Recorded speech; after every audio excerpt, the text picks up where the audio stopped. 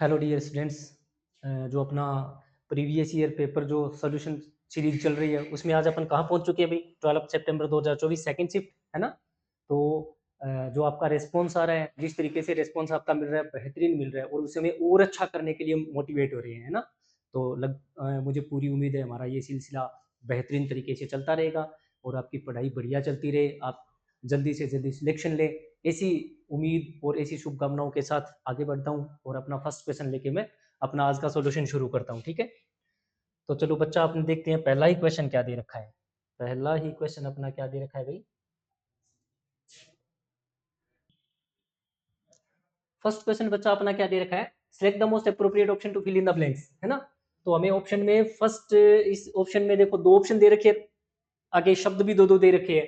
तो है जब हेड आ गया, नेचुरल सी बात है, है जब हेड के साथ मेन वर्ब की थर्ड फॉर्म का यूज होता है तो बच्चा ये क्लिप्ड आ जाएगा, क्लिप्ड आ जाएगा, है ना। है जब हेड के साथ मेन वर्ब की थर्ड फॉर्म चाहिए ना, तो क्लिप्ड तो बेटा एक में ही है, बस यही हमारा आंसर हो जाएगा और ये हो जाएगा क्लिपिंग साथ में। क्लिप्ड किसको बोलते हैं, या तो फासन करना, बालों में आप क्लिप, लड़कियां बालों में क्लिप लगाती है तो वो क्या करती है, बालों को फासन कर रही है ना, कस रही है। फासन करने का मतलब होता है, मतलब टाइट करना, कसना किसी चीज को। और क्लिपिंग क्या होता है बेटा, क्लिपिंग क्या होता है, इसका एक मतलब और भी होता है, क्लिप का एक मतलब और भी होता है, to cut in small pieces, to cut in a small pieces. कोई चीज है उसको छोटे छोटे टुकड़े कर दिए तो हमने उसकी क्या बना ली, क्लिप बना ली। और क्लिपिंग का मतलब क्या होता है, जैसे कोई न्यूज़पेपर वगैरह है उसमें से हमने एक खबर निकाल ली तो वो क्या चीज होती है, उसकी क्लिपिंग होती है। फिर उस क्लिपिंग में से, जैसे खबर तो है 2 पेज की, 1 पेज की, और हमने उसमें 10 लाइन के, 5 लाइन के, 2 लाइन के टुकड़े कर लिए, वो क्या हो जाएंगे, क्लिप्स हो जाएंगे। क्लिपिंग का मतलब होता है ए पार्ट, ए पार्ट कट ऑफ, जो काट कर अलग किया गया है समथिंग, किसी चीज में से। ए पार्ट एक टुकड़ा, कट ऑफ जो काट कर अलग किया गया है समथिंग किसी चीज में से, तो वो तो क्लिपिंग हो गई। और उस क्लिपिंग के आगे और टुकड़े कर दिए, वो क्या बन जाती है, वो क्लिप्स बन जाती है, वो क्लिप्स बन जाती है फिर, ठीक है ना। तो ही हेड कट, उसने ही हेड क्लिप्ड, उसने काट लिए। और क्लिप्स टुकड़ों में, किसको, स्मॉलर क्लिपिंग को, और किसमें, छोटे छोटे टुकड़ों में काट लिया उसको। क्लिपिंग थी और फिर उसके छोटे छोटे क्लिप्स बना दिए, ठीक है। चलो बच्चा क्वेश्चन नंबर 2 देखते हैं। क्वेश्चन नंबर 2 में क्या दे रखा है, select the sentence that does not have spelling error, spelling का एरर नहीं है। तो इसमें देखो दे रखा है, focus of the exhibition, exhibition की स्पेलिंग गलत हो गई, AEXHIBITION, एग्जीबिशन गलत हो गया स्पेलिंग। तो इसमें तो हो गया इनसोशियंस, इनसोशियंस का स्पेलिंग यही होता है, ठीक है। इनसोशियंस किसको बोलते हैं भाई, उदासीन, indifference, indifference, indifference, non challenge, non challenge मतलब जिसको किसी चीज में कोई इंटरेस्ट नहीं है, ठीक है। नॉट कंसर्न, जो किसी बात को लेकर जिसको चिंता नहीं है, नॉट कंसर्न, नॉट कंसर्न, ठीक है। इंसोशियंस हो गया। इंपॉर्टेंस की स्पेलिंग में कोई दिक्कत नहीं है, कंसीडर करके में आईएनजी जोड़ दिया, ओकेजन में सी डबल होता है, ऐसा यून होता है, इसमें भी कोई दिक्कत नहीं है, ठीक है ना।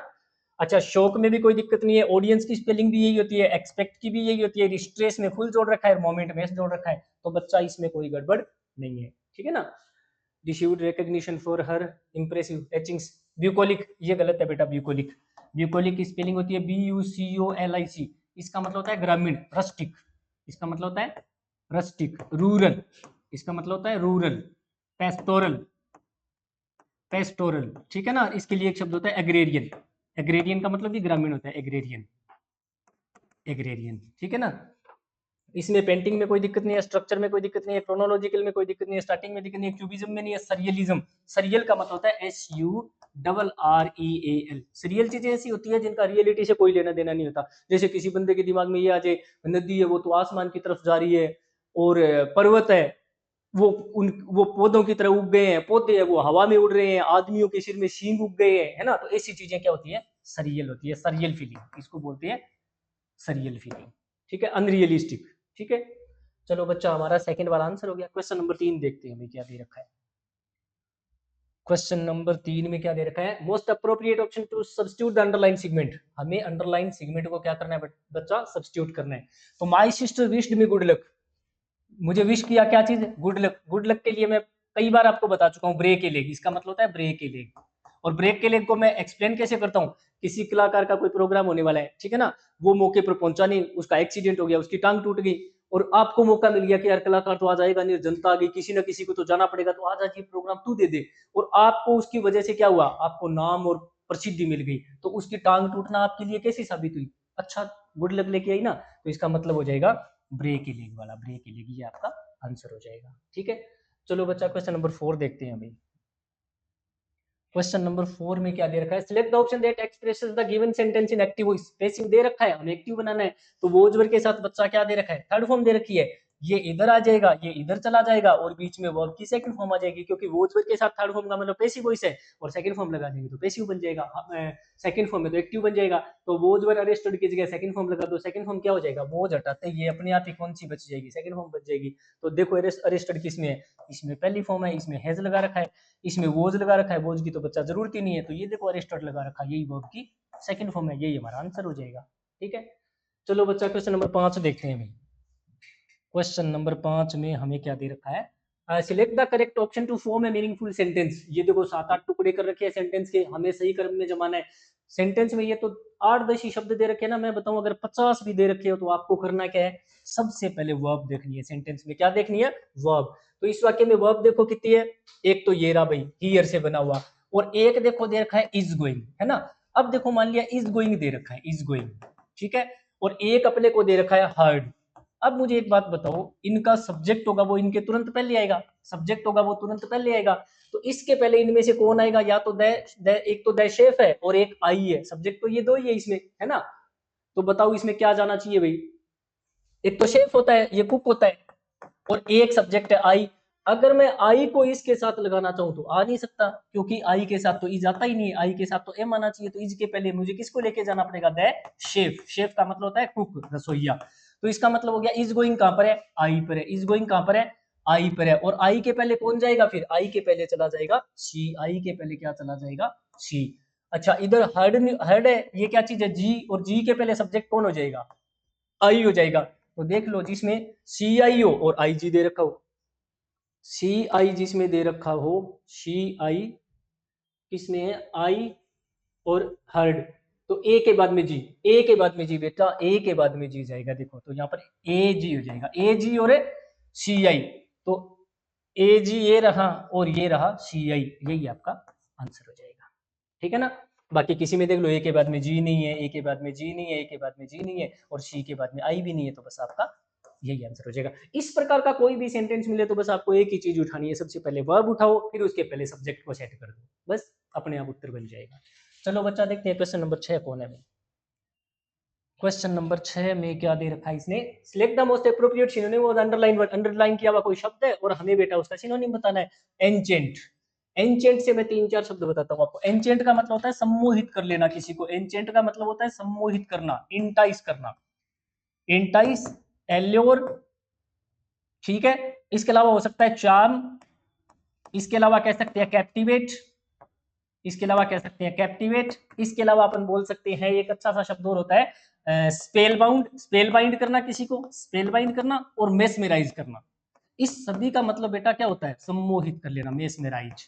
अब इसने इसमें क्या दे रखा है, आईएनजी, तो बच्चा आप सभी इसमें आईएनजी जोड़ दो, enticing, alluring, charming, captivating, spell binding और मेस्मेराइजिंग। तो अपने को देखो क्या दे रखा है, ये देखो एल्योरिंग दे रखा है, ये हमारा आंसर हो जाएगा। इको करना किसको बोलते हैं, कोई आवाज वापिस लौट के आती है ना, रिजोनेट करती है, क्या करती है, रिजोनेट करती है। इसके लिए एक प्यारा सा शब्द है रिवर्बेरेट, रिवर्बेरेट करना, ठीक है, रिपीट करना, एक ही आवाज है वो बार बार हेलो हेलो हेलो हेलो ऐसा सुनाई दे तो रिपीट कर रही है, रिजोनेट कर रही है।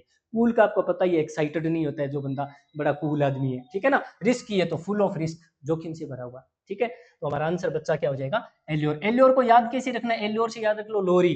जब माँ लोरी सुनाती है तो बच्चे को एक तरह से क्या हो जाता है, सम्मोहित हो जाता है, उसको नींद आ जाती है, तो इसलिए एल्योर का मतलब होता है सम्मोहित करना। इन सभी का मतलब क्या होता है, सम्मोहित करना, ठीक है। चलो बच्चा क्वेश्चन नंबर 7 देखते हैं। क्वेश्चन नंबर 7 में हमें क्या दे रखा है, जंबल ऑर्डर। ये देखो बेटा गिवन बिलो नीचे दे रखा है जंबल ऑर्डर, और हमें इसको प्रॉपर क्रम में जमाना है, ठीक है ना। तो अब इसमें देखो हमें सबसे, आपको एक चीज का पता होगा, जब टू के साथ में बी लगा रखा हो तो इसके बाद में वर्ब की थर्ड फॉर्म आएगी, है ना। तो यहाँ पर देखो टू बी दे रखा है, यहाँ पर द शेल्फ दे रखा है, या ए पीस दे रखा है, द किचन दे रखा है, नीड दे रखा है, और रिप्लेस्ड दे रखा है। तो टू बी के बाद में रिप्लेस्ड आ जाएगा कि नहीं आ जाएगा, टू बी रिप्लेस्ड, तो इसका मतलब ए के बाद में क्या जाएगा, एफ जाएगा। अब यहाँ पर देखो सो है, ये कंजंक्शन है, कंजंक्शन के बाद में दे रखा है आई सब्जेक्ट, सब्जेक्ट के बाद में विल दे रखा है मोडाल, और आपको पता है मोडाल के बाद में वर्ब की पहली फॉर्म आएगी। तो बताओ विल के बाद में पहली फॉर्म कौन सी है? दे आएगा नहीं, ए पीस नहीं आएगा, द किचन नहीं आएगा, नीड आ जाएगा, क्योंकि नीड है ये क्या चीज है? वर्ब की फर्स्ट फॉर्म है।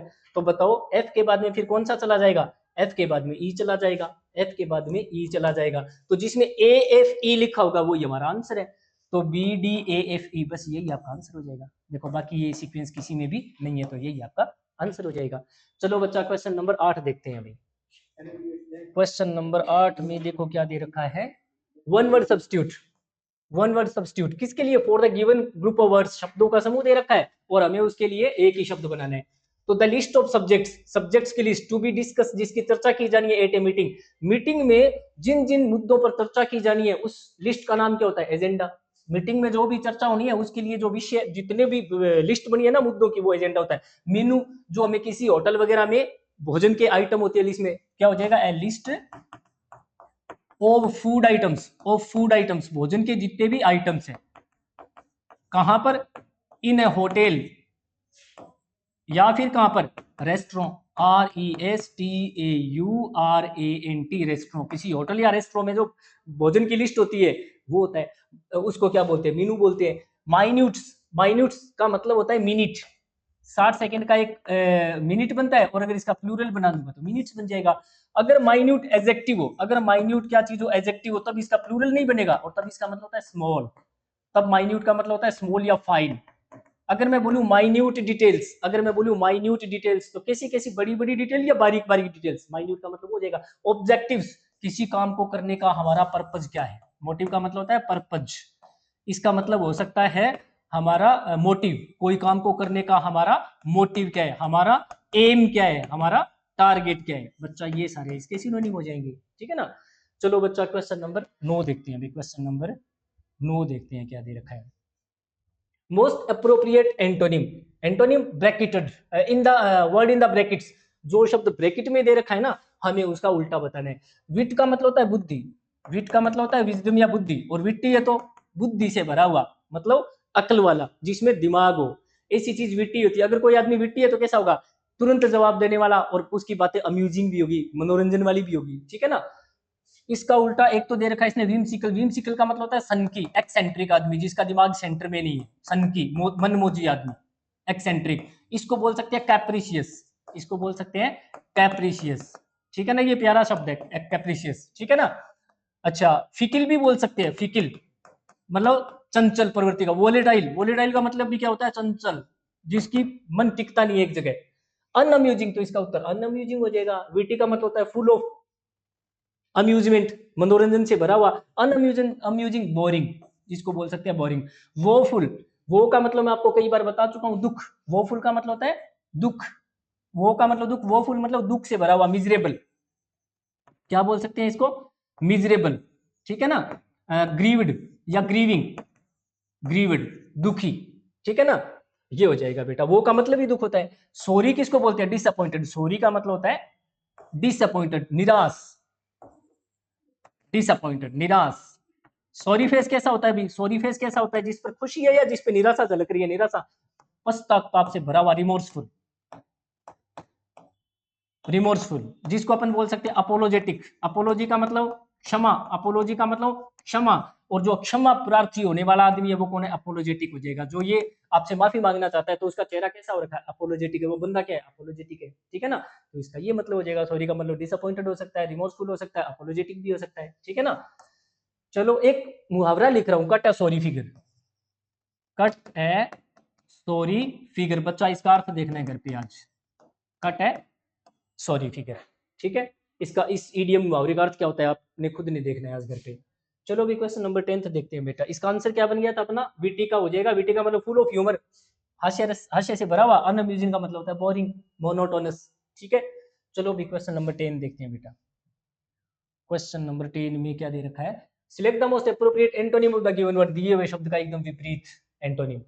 पैरालाइज, पैरालाइज एक शब्द होता है बेटा, पैरालिसिस, लकवा, पैरालिसिस। अगर बेटा किसी बंदे को ईश्वर ना करे पैरालिसिस हो जाए, लकवा हो जाए, तो वो एबल है, डिसेबल हो गया। तो पैरालाइज करने का मतलब भी क्या होता है? डिसेबल कर देना किसी को, डिसेबल्ड कर देना किसी को, ठीक है, क्रिपल्ड, क्रिपल्ड हो जाना, क्रिपल्ड हो जाना, म्यूटिलेट कर देना किसी को, म्यूटिलेटेड हो जाना, ठीक है। मेम, मेम का मतलब होता है घायल, मेम कर देना किसी को, मेम्ड हो जाना, ठीक है ना।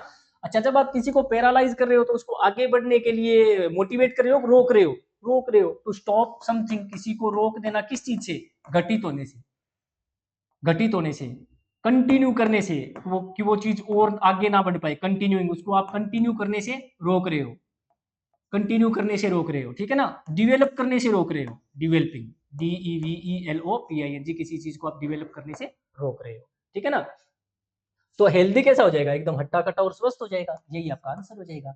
डीम्योर, डीम्योर का मतलब एक, ये खास तौर से औरत के लिए यूज होने वाला शब्द है। कैसी औरत, शर्मीली, शाई, पोलाइट, पोलाइट एंड, शाई और पोलाइट होता है, ठीक है ना। जेंटल भी जिसको बोल सकते हैं, शाई, पोलाइट एंड जेंटल जिसको बोल सकते हैं, ठीक है ना। अच्छा, इसके लिए डीम्योर के लिए दो तीन शब्द और बताता हूं मैं आपको। जैसे डीम्योर के लिए और कैसा हो सकता है, कोई, ये अच्छा शब्द आपको याद रखना है, कोई, शर्मिला, ठीक है ना। मीक, दब्बू टाइप का, रिजर्व्ड, ठीक है। तीन शब्द लिख रहा हूं, ऐसी औरत के लिए कक्विटिश का यूज भी कर सकते हो, कक्विटिश, कक्विटिश। लेकिन अब दो शब्द लिख रहा हूं, दो शब्द लिख रहा हूं, वो आपने देखने, एक तो कक्विटी, एक तो है कक्विटी, और एक इसका उल्टा होता है, एक इसका होता है आइस मेडन, आइस मेडन। ये मुहावरे हैं बेटा, जरूर ये मुहावरा तो जरूर 100% देखना, आइस मेडन का मतलब क्या होता है, इसका उल्टा, एकदम डीमर का उल्टा होता है आइस मेडन, ठीक है। स्टाइफल, स्टाइफल करने का मतलब क्या होता है, गला घोंट देना, किसी को ग्रो करने से रोकना, ठीक है ना, मतलब किसी की प्रोग्रेस को रोक देना, ठीक है ना। तो इसके लिए मैं चार पांच शब्द लिख रहा हूं, आपने एक तो देखना है स्टाइफल, ठीक है ना। एक होता है सफोकेट, सफोकेट कर देना, स्ट्रेंगल कर देना, किसी को स्ट्रेंगल कर देना, स्मोदर कर देना किसी को, सभी का मतलब होता है गला घोंट देना, मतलब सांस बंद कर देना किसी का, स्टाइफल कर देना, सफोकेट कर देना, स्ट्रेंगल कर देना और स्मोदर कर देना। एक होता है एसफिक्सिएट कर देना किसी को, एसफिक्सिएट कर देना। बच्चा ये पांचों शब्द जरूर जरूर देखने हैं, हर हाल में, तुरंत ये पेपर खत्म होते ही आपको इन शब्दों के अर्थ देखने हैं। सल्ट्री कैसा होता है, बहुत ज्यादा हॉट, बहुत ही ज्यादा हॉट और अनकंफर्टेबल, बहुत ज्यादा गर्मी है तो अपने आप ही अनकंफर्टेबल हो जाएगा, अनकंफर्टेबल, ठीक है ना। इसके लिए वुमेन के लिए यूज होता है ये शब्द सेक्सुअली अट्रैक्टिव, अगर कोई औरत सेक्सुअली अट्रैक्टिव है तो उसको भी अपन सल्ट्री बोल सकते हैं, सेक्सुअली अट्रैक्टिव, ठीक है ना, अट्रैक्टिव ये भी हो सकता है बेटा इसका, ठीक है। चलो भाई, तो इसका आंसर तो हमारा क्या बन गया, हेल्दी हो जाएगा, ठीक है। चलो भाई क्वेश्चन नंबर 11 में चलते हैं बेटा। क्वेश्चन नंबर 11 में क्या दे रखा है, the following sentence has been divided into four segments, चार टुकड़े कर रखे, identify the segment that contains an adverbial usage error, किसी एडवर्ब का प्रॉब्लम है जिसमें, ठीक है ना। सब्जेक्ट कौन है, मिस्टर अरुण, काम क्या करेगा, भुगतान करेगा, पे का मतलब भुगतान करेगा। तो बेटा जब वर्ब आ गया तो वर्ब के बाद में हमें क्या चाहिए, एडवर्ब चाहिए। तो बच्चा एडवर्ब डियर नहीं होता है, डियरली, अच्छा खासा, डियरली का मतलब अच्छा खासा। अब आपको मैं एक शब्द लिख के दे रहा हूं, डियरनेस, ठीक है ना, इसका अर्थ देखना है डियरनेस का, और डियरली का मतलब अच्छा खासा, अरुण को अच्छा खासा कीमत चुकानी पड़ेगी फॉर हिज फाइनेंशियल मिस्टेक, अपनी जो फाइनेंशियल मिस्टेक करी है उसके लिए उसको बहुत खामियाजा भुगतना पड़ेगा, पे डियरली का मतलब खामियाजा भुगतना पड़ेगा। तो बच्चा कौन सा आंसर बन जाएगा, यही हमारा आंसर हो जाएगा। चलो बच्चा देखते हैं क्वेश्चन नंबर 12 में क्या दे रखा है। क्वेश्चन नंबर 12 में क्या दे रखा है, most appropriate synonym of the words, word in the brackets, synonym बताना है ब्रैकेट में दिए गए शब्द का। तो बच्चा बोरिंग, बोरिंग का सिनोनिम क्या हो जाएगा, मोनोटोनस, मोनोटोनस, मोनो का मतलब, मोनो का मतलब एक, टोनस किससे बना हुआ है, टोन। अगर आपको एक ही एक टोन बार बार सुनाई जाए किसी गाने की 20 बार, 50 बार, 100 बार, तो वो आपके लिए बोरिंग हो जाएगी कि अच्छी लगेगी, बोरिंग हो जाएगी, इसलिए वो होता है मोनोटोनस, ठीक है ना। फ्यूरियस का मतलब होता है एंग्री, एंग्री, ठीक है ना। ये पता है किसके नाम से बना हुआ है, फ्योरर, और फ्योरर किसका नाम था, हिटलर का फ्योरर नाम था, और हिटलर किसके लिए फेमस था, अपने गुस्से के लिए, इसलिए इसका फ्यूरियस का मतलब होता है एंग्री। मोनोलिथिक, मोनो का मतलब एक, लिथिक कोई बड़ी चीज, किसी एक ही पत्थर से बना हुआ या किसी एक ही चीज से बनी चीज होती है वो मोनोलिथिक होती है, लेकिन इसकी सिनोनिम होती है ह्यूज। मोनोलिथिक का मतलब होता है बहुत बड़ा, वास्ट, विशाल, ठीक है ना। कोलोसल, ये शब्द जरूर देखने हैं, कोलोसल, ठीक है ना। जाइगेंटिक, जाइगेंटिक, इन सभी का अर्थ होता है बहुत बड़ा, जाइगेंटिक, ठीक है। अच्छा, नर्वस का मतलब कैसा होता है, एंक्सियस और वरीड, बंदा वरीड भी तो है, चिंतित भी तो है, एंड एंक्सियस भी है, चिंतित भी है, तो इसका मतलब होता है नर्वस। आंसर क्या हो जाएगा, मोनोटोनस आंसर हो जाएगा। चलो बच्चा क्वेश्चन नंबर 13 देख लेते हैं अभी। क्वेश्चन नंबर 13 में क्या देखा है, appropriate option, most appropriate option to fill in the blank, ठीक है ना। तो फिल इन ब्लैंक में हमें उनमें से देखना है, क्या देखना है। ज्यादा बच्चा कम रेन और शाइन होता है, फिक्स है। हेल, रेन, माउंटेन और थंडर ये मुहावरा है। रेन कम, रेन और शाइन। रेन और शाइन का मतलब ही क्या होता है, चाहे बरसात आए और चाहे मौसम अच्छा हो, शाइन का मतलब चमकदार हो, कुछ भी हो जाए काम होगा तो होगा ही होगा। तो रेन एंड शाइन का मतलब होता है रिगार्डलेस, बिना परवाह करे। रिगार्डलेस का मतलब बिना परवाह करे, किस चीज की, ऑफ वेदर। ना तो बंदा मौसम की परवाह कर रहा है और ना ही हालातों की, चाहे हालात भी कह सकती है, रिगार्डलेस ऑफ कंडीशंस, मतलब हालातों की परवाह करे दिया। अगर मैं बोलूं कम रेन और shine I will do it, तो इसका मतलब चाहे हालात या मौसम कैसा भी हो मैं ये काम करूंगा ही करूंगा, ठीक है। अच्छा, हेल किसको बोलते हैं, ओले, स्मॉल बॉल्स ऑफ आइस, जो किसके साथ आती है, विद रेन, रेन के साथ जो छोटे छोटे बर्फ के टुकड़े गिरते हैं। हेलस्टॉर्म, बर्फीला तूफान, हेलस्टॉर्म। एक होते हैं स्नोफॉल, उसको क्या बोलते हैं, स्नोफॉल, उसको बोल सकते हैं अपने स्नोफॉल। थंडर किसको बोलते हैं, बिजली के साथ साथ बादलों की गर्जना के साथ वो बिजली चमकती है और उसके बाद जो आवाज आती है उसको थंडर बोलते हैं, ठीक है ना। चलो मैं 3 शब्द दे रहा हूं, गौर करना। बिजली के लिए क्या शब्द होता है, एक तो होता है लाइटिंग, एक होता है लाइटनिंग, एक होता है लाइटनिंग। एक होता है लाइटनिंग की स्पेलिंग ये होती है LIGHTENING। बच्चा इन तीनों का डिफरेंस क्या होता है आज घर पे देखना है आपको, ठीक है ना। चलो अभी क्वेश्चन नंबर 14 देखते हैं। अभी क्वेश्चन नंबर 14 में क्या दे रखा है, part of a sentence are given below in jumbled order. एक सेंटेंस के टुकड़े कर रखे हैं और उसका जंबल बना रखा है, हमें उनको मीनिंगफुल सेंटेंस बनाना है तो हमें करेक्ट ऑर्डर बनाना पड़ेगा उसका, ठीक है ना। तो वही बात, सबसे पहले वर्ब देख लो और उसके पहले सब्जेक्ट लगा देंगे। वर्ब कौन है बच्चा, वेंट, ठीक है ना, तो ओ आ जाएगा। अब इस वेंट को करने वाला कौन है, वी, तो ये हो जाएगा इसका सब्जेक्ट। वेंट का सब ओ के पहले कौन आ जाएगा, क्यू आ जाएगा। तो बच्चा जिसमें क्यू ओ दे रखा है वही हमारा आंसर हो जाएगा। तो क्यू ओ किस में दे रखा है, क्यू ओ ये रहा, इसमें ओ क्यू है और इसमें भी क्यू ओ दे रखा है, तो या तो आंसर ये बनेगा और या फिर आंसर ये बनेगा, ठीक है ना। तो क्यू ओ के बाद में देखो क्या आएगा, वी वेंट, हम गए। अब जब गो वर्ब है तो इसके बाद में टू प्लस प्लेस। जब कोई गो वर्ब दे रखी है ना तो इसके बाद में टू और आगे प्लेस आएगा। टू का मतलब जिस जगह पर अपन पहुंच रहे हैं, तो ये कहां पर पहुंच रहे भाई, वी वेंट, हम पहुंचे टू द पार्क, पार्क वो जगह, तो जगह के पहले टू लगा रखा है तो आर आ जाएगा फिर एस आ जाएगा। क्यू ओ आर एस बच्चा, यही हमारा आंसर हो जाएगा, ठीक है। एडवर्ब ऑफ टाइम कब की बात है, कल की बात है, तो एडवर्ब ऑफ टाइम है वो सबसे लास्ट में चला जाएगा, ठीक है। चलो भी देखते हैं क्वेश्चन नंबर 15। क्वेश्चन नंबर 15 में बच्चा अपने को क्या दे रखा है, synonym of the given word, synonym of the given word, ठीक है ना। रिपल्स, रिपल्स का मतलब होता है रिपील कर देना, रिपेल कर देना, किसी को भगा देना, ठीक है ना। इसको बोलते हैं डिसमिसल कर देना, रीबफ कर देना, किसी को रीबफ कर देना, ठीक है ना, रीबफ कर देना। कोल्ड शोल्डर भी यही होता है, कोल्ड शोल्डर।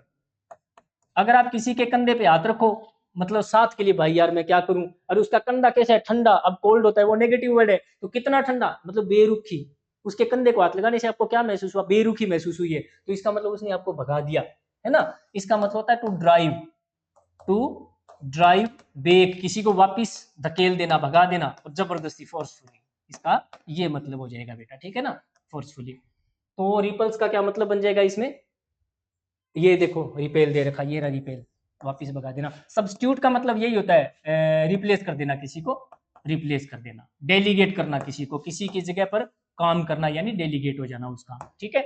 रिकवर है बीमारी आदि से ठीक हो जाना, लेकिन एक शब्द बताना चाहूंगा, इसको भूलना नहीं है, इसके लिए नाम होता है मुहावरा, फ्रेजल वर्ब आती है पुल थ्रू, पुल थ्रू, ये जरूर याद रखनी है, हर हाल में याद रखनी है। पुल थ्रू का मतलब होता है बीमारी आदि के बाद रिकवर हो जाना, ठीक है। रीप्रूव का मतलब होता है क्रिटिसाइज करना, किसी की आलोचना करना, क्रिटिसाइज करना, क्रिटिसाइज करना, किसी को चाइड करना, ठीक है, किसी को एडमोनिश करना। एडमोनिश का मतलब भी क्या होता है, डांटना फटकारना किसी को, रिब्यूक करना किसी को, रिब्यूक का मतलब भी क्या होता है, डांटना फटकारना, रिब्यूक करना किसी को, बेटा ये इसके मतलब हो जाएंगे। इसी रिपेल के जैसा एक शब्द और होता है, रिपील और एब्रोगेट, इनके मीनिंग देखने आज दोनों के, एक तो रिपील और एक है एब्रोगेट। कोई नियम कानून है उसको खत्म कर देना, वापिस हटा लेना नियम को, उसको रिपील करना या एब्रोगेट करना बोलते हैं। देखना है आज आपको घर पे ये दोनों शब्द देखने हैं। चलो बच्चा क्वेश्चन नंबर 16 देखते हैं अभी। क्वेश्चन नंबर 16 में क्या दे रखा है, incorrectly spelled word, incorrectly spelled word. तो सेटबैक्स, ट्रायल्स, डिजास्टर्स और कॉन्फिडेंट। सेटबैक की स्पेलिंग बच्चा ये नहीं होती, सेटबैक की स्पेलिंग होती है सेटबैक। सेटबैक का मतलब होता है आप कोई अच्छा खासा काम करे और इसके बीच में जो गतिरोध आ रहा है, ऑब्स्टेकल आ रही है, बाधा आ रही है, उसको सेटबैक बोलते हैं। इसका मतलब होता है ऑब्स्टेकल। हिंड्रेंस, हिंड्रेंस, ठीक है। हिंड्रेंस, हैम्परिंग, हैम्पर कर रही है कोई चीज आपको, हैम्परिंग कर रही है बच्चा, इसका ये मतलब होता है। ट्रायल्स का मतलब हमारी जिंदगी में जो दुविधा आती है वो ट्रायल्स होती है। डिजास्टर्स का मतलब कोई कैलेमिटी आती है, कोई कैलेमिटी, संकट आता है। कैलेमिटी का मतलब संकट आता है कोई, ठीक है ना। कॉन्फिडेंट है तो आत्मविश्वास वाला। कल भी मैंने एक पेपर वाले में लिखाया था, आज फिर लिखा देता हूं। एक तो कॉन्फिडेंट ई की स्पेलिंग वाला होता है और एक होता है कॉन्फिडेंट, इसका अर्थ क्या होता है ये भी आज आपने घर पे चेक करना है, ठीक है ना। क्योंकि दोनों की स्पेलिंग में देखो यहाँ पर ए और यहाँ पर ये सिर्फ इतना सा फर्क है, ठीक है ना। चलो बच्चा क्वेश्चन नंबर 17 देखते हैं। क्वेश्चन नंबर 17 में select the most appropriate option that can substitute the underline word. हमें अंडरलाइन की वर्ड को सब्स्टिट्यूट करना है। तो आई वॉज ईटिंग, इसको चेंज करना है। 5 years लेटर, 5 साल बाद। 5 साल बाद की बात है, बात कब की हो रही है, अब की बात हो रही है। मैं बोलूं 5 साल बाद मैं आज भी यहां हूं, 5 साल बाद मैं उससे आज मिल रहा हूं। मतलब 5 साल तो 5 बीत गए, लेकिन ये काम है ये तो आज भी चल रहा है ना। कौन सा काम, खाने वाला। क्या चीज, सेम ही डिश, और कहां पर, सेम ही रेस्टोरेंट में। तो पहली बार मैंने कब खाया था, 5 साल पहले, और वही क्रिया आज भी दोहराई जा रही है, यानी ये काम तो आज भी दोहराया जा रहा है ना। तो बच्चा क्या लगा दूंगा, एम मीटिंग में आज भी खा रहा हूँ, ठीक है ना। तो 5 साल बाद I am meeting this same dish, मैं सेम ही डिश खा रहा हूँ और सेम ही रेस्टोरेंट में। इसका मतलब है वो डिश कैसी है आपके लिए, हेल्दी है। मतलब इसका हुआ कि वो डिश आपके लिए हेल्दी है। अगर हेल्दी नहीं होती तो 5 साल बाद आप सेम ही डिश नहीं खा रहे होते, ठीक है। चलो बच्चा ये बन जाएगा। देखते हैं क्वेश्चन नंबर 18। क्वेश्चन नंबर 18 में बच्चा क्या दे रखा है,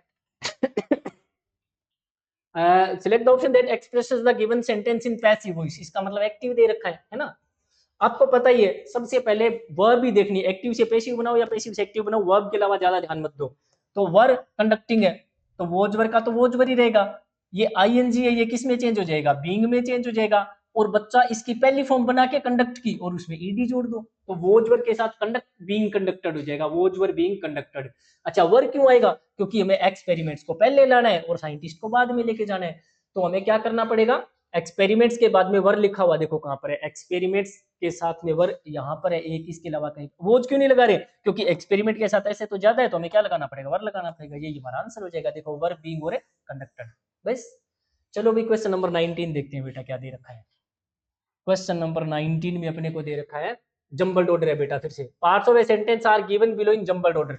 जंबल्ड ऑर्डर में है तो इसका मतलब हमें इसका प्रॉपर सीक्वेंस बनाना है, ठीक है। तो यहाँ पर एक चीज देखो, सबसे पहले क्या देख लो, वर्ब देख लो। कोई भी सेंटेंस से अगर उसके टुकड़े कर रखे हैं तो कोशिश करो वर्ब देखने की, कोशिश नहीं वर्ब ही देखो आप। तो इसमें देखो प्रोवाइड्स दे रखा है, तो प्रोवाइड्स के साथ क्या जोड़ रखा है, एस या ईएस जोड़ रखा है। इसका मतलब इसके पहले जो भी सब्जेक्ट आएगा वो सब्जेक्ट कैसा होगा, सिंगुलर होगा। तो इसके पहले या तो सन जाएगा और या इसके पहले अर्थ जाएगा, ठीक है ना। तो क्या हो जाएगा भाई, आगे दे रखा है प्रोवाइड करता है और एनर्जी। क्या प्रोवाइड करता है, एनर्जी। तो बच्चा अर्थ है वो एनर्जी प्रोवाइड करता है, सन एनर्जी प्रोवाइड करता है। सभी को पता है सन है वो क्या प्रोवाइड करता है, एनर्जी प्रोवाइड करता है। तो इसका मतलब पी के बाद में ओ जाएगा, पी के बाद में क्या जाएगा, ओ जाएगा। ऑप्शन देखो पी के बाद में ओ वाले कितने हैं, पी के बाद में ओ वाला ऑप्शन एक ही है, इधर नहीं है, इधर भी नहीं है और इधर भी नहीं है। तो यही आपका आंसर हो जाएगा, बस। चलो क्वेश्चन नंबर 20 देखते हैं बच्चा। क्वेश्चन नंबर 20 में क्या दे रखा है, the given sentence is divided into 4 segments. Sentence के 4 टुकड़े कर रखे हैं। Select the option that has the segment with a grammatical error. कोई एक सेंटेंस का टुकड़ा है जिसमें कोई ना कोई ग्रामेटिकल एरर दे रखी है। तो द एम्प्लॉइज वर, एम्प्लॉइज बहुवचन है तो वर दे रखा है, ठीक है। Comfortable with me and they talked, they के साथ वर्ब की सेकंड फॉर्म लगा रखी है। अबाउट देयर, देयर का यूज किसके लिए हो रहा है, इसी दे के लिए, तो देयर का यूज हो रहा है, ठीक है ना। प्रॉब्लम्स, समस्याओं के बारे में। सिंस आई हैज, बच्चा आई के साथ कभी हेज का यूज होगा ही नहीं। आई के साथ कोई भी वो वर्ब नहीं आएगी जिसमें एस या एस लगा रखा हो, जैसे I, is I, was I, does और आई हेज, इनमें से किसी का भी यूज नहीं होगा। हाँ, एक दिन मैंने बताया था आपको आई के साथ हेज आ सकता है, जैसे आई इज ए वोवल या आई इज ए लेटर, ये हो सकता है, तब आई के साथ हेज आ सकता है। आई के साथ वर्ब भी आ सकता है, अगर इफ दे रखा हो, if I were A bird, if I were A bird, ये आपको सभी को पता है, ये कौन सा वाक्य है, इमेजिनरी सेंटेंस है। तो बच्चा अगर इमेजिनरी सेंटेंस है तो भाई आई क्या, यहाँ पर तो ही सी होता, तो भी वोज की जगह वरी लगाना पड़ता, क्योंकि इमेजिनरी सेंटेंस में अपने किसी भी सब्जेक्ट के साथ वोज का यूज नहीं कर सकते। तो बच्चा यहाँ पर आई के साथ हैज का यूज नहीं होगा, ठीक है। तो आई के साथ हैज वाला पार्ट हमारा गलत हो जाएगा। चलो बच्चा क्वेश्चन नंबर 21 देखेंगे। क्वेश्चन नंबर 21 में क्या दे रहा है, कॉम्प्रिहेंशन। तो बेटा ये तो पैसेज आ गया, और some words have been deleted, कुछ शब्दों को डिलीट कर रखा है, हमें पैसेज को केयरफुली पढ़ना है और हमें सिलेक्ट करना है ऑप्शन को ब्लैंक्स में भरने के लिए, ठीक है ना।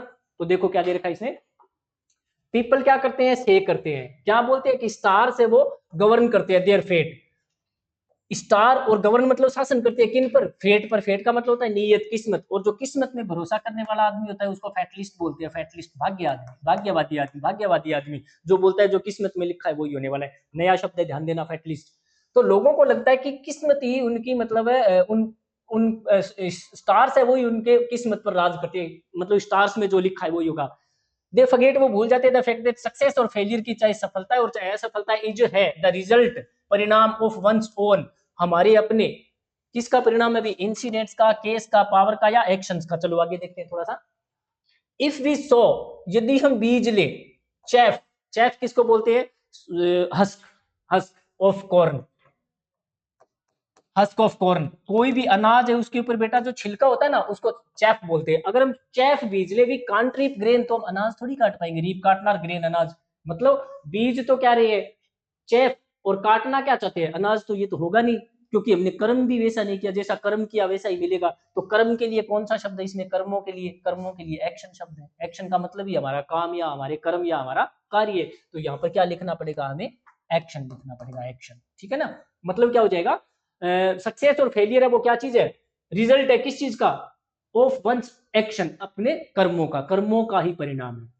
अगर हम शो क्या कर रहे हैं, तो हम ये कभी काट नहीं सकते। एंड द रिजल्ट और कॉन्सिक्वेंस, रिजल्ट और कॉन्सिक्वेंस का मतलब भी रिजल्ट होता है, ऑफ एन एक्शन, एक एक्शन का result depends on what one does, कि एक आदमी क्या करता है, एंड टू द एक्सटेंट, किस हद तक ही, इट, वो इस काम को, वो इस काम को,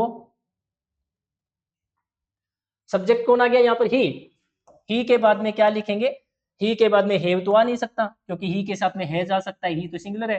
पुट तो आ नहीं सकता, पुट्स होता तो आ सकता था। क्रिएट तो आ नहीं सकता, क्रिएट्स आ सकता है ना। तो डज अकेला है जिसमें एस या एस लगा रखा है, तो डज ही हमारा आंसर हो जाएगा, ठीक है ना। तो क्या दे रखा है इसने, क्या दे रखा है, एट द रिजल्ट और कंसिक्वेंस ऑफ एन एक्शन, एक एक्शन का परिणाम डिपेंड करता है व्हाट वन डज, की एक बंदा कर क्या रहा है, and to the extent he does, और वो उस काम को किस लिमिट तक कर रहा है। एक्सटेंट का मतलब लिमिट, जिस लिमिट तक आप काम करोगे उसी लिमिट तक आपको सफलता मिलेगी। चलो अगला ऑप्शन देखते हैं क्या दे रखा है। अगला ऑप्शन दे रखा है इसने, इफ वी वर्क हार्ड, यदि हम कठिन परिश्रम करें, वी सक्सीड ओनली, तो हम कामयाब हो पाएंगे, टू दी एक्सटेंट, लिमिट तक, कौन सी लिमिट तक, दैट वी वर्क, जिस लिमिट तक हम काम करते हैं। पीपल हु थिंक, अब हु आते हैं, नया वाक्य शुरू हो गया। ये पीपल है ना, ये सब्जेक्ट नंबर 1 है, अब ये हु है, ये सब्जेक्ट नंबर 2 है, और ये थिंक है ना, ये वर्ब नंबर 2 है। तो इस पीपल की वर्ब है वो कहीं आगे मिलेगी। पीपल हु थिंक, जो लोग जो सोचते हैं, दैट की द लॉ ऑफ कर्मा, अब ये देखो सब्जेक्ट नंबर 3 आ गया, क्योंकि दैट फिर से कंजंक्शन है, तो ये law of Karma subject number 3 है, और ये इज है, ये वर्ब नंबर 3 है। तो क्या लिखा है, पीपल, लोग, हु थिंक, जो सोचते हैं, दैट की लॉ ऑफ कर्मा, की कर्मा का नियम, कर्मा का नियम कौन सा होता है, जैसा करोगे वैसा रिटर्न करके आएगा आपके पास, है ना। दुनिया एक कुआं है, उस इसमें जैसी आवाज लगोगे वैसी आवाज आपको सामने से सुनाई देगी। तो लॉ ऑफ कर्मा इस दुनिया के, the law of Karma, Karma का नियम है कि क्या है, कर्मा का नियम क्या है, मे फील, कर्मा का नियम क्या चीज है भाई, सुप्रीम है, मोस्ट है, मोर है, ग्रेटेस्ट है। ग्रेटेस्ट तो इसमें आएगा नहीं, ग्रेटेस्ट तो आ नहीं सकता, क्योंकि डिग्री कौन सी है, सुपरलेटिव है, सुपरलेटिव डिग्री होती तो इसके साथ तय लगाते।